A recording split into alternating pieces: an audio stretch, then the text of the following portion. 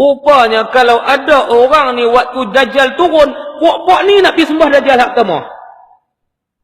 Orang yang menolak sebarang bentuk ketetapan hukum yang datang daripada Allah dan Rasul, yang berlandaskan Al-Quran, tak suka, tak setuju kalau Dajjal turun. Inilah antara bentuk bala tentera, ciri-ciri pengikut Dajjal.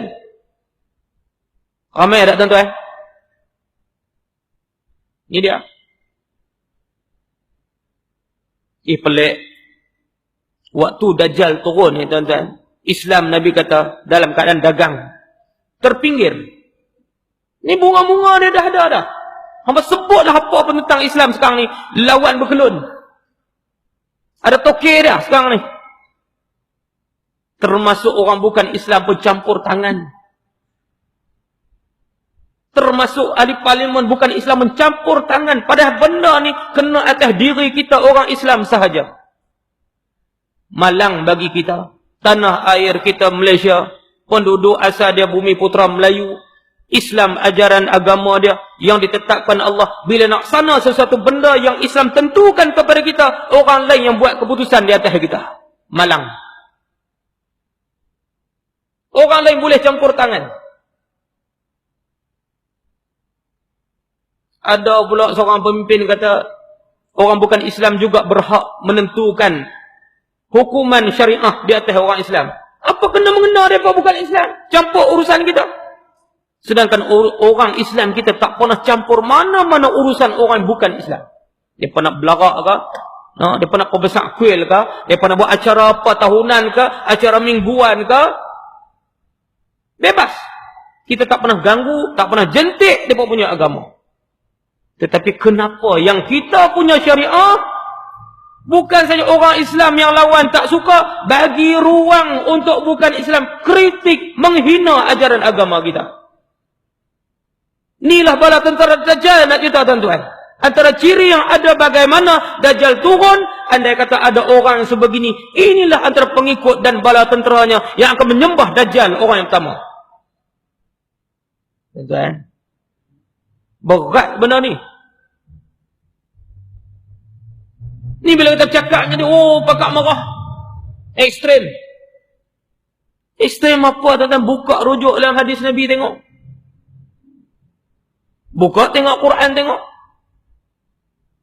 Jaminan daripada Allah Subhanahu wa taala, mana-mana negeri, mana-mana negara yang melaksanakan tuntutan hukuman yang datang daripada Allah akan dapat pengiktirafan baldatun tayyibah wa rabbun ghafur.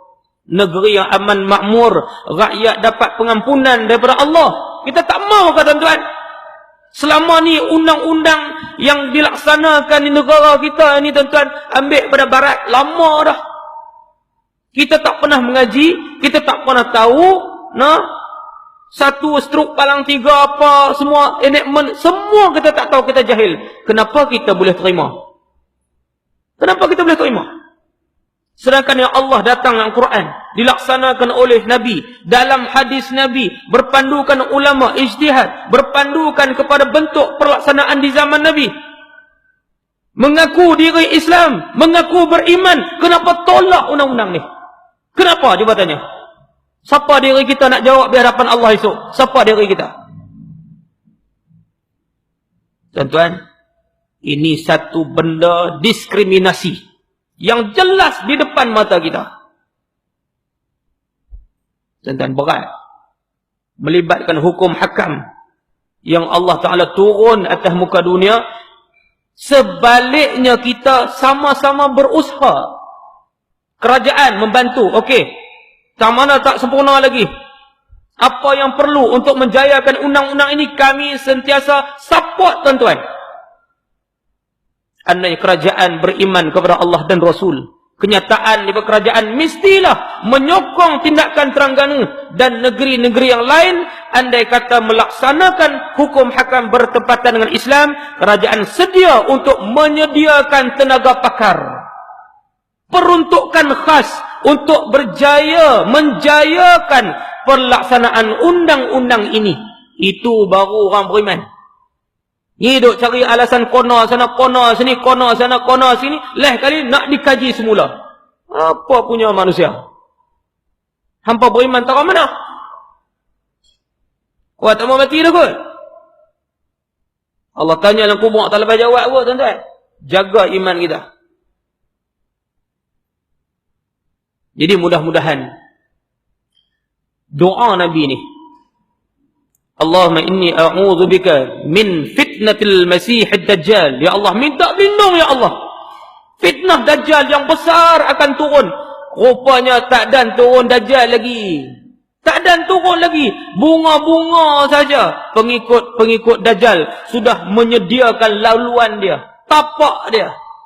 Pengikut Dajjal sudah mula bersukaria, berpesta, lawan Islam, ganyang Islam cukup-cukup. Seluruh dunia, tuan-tuan, sebut Islam di mana-mana kena tindas.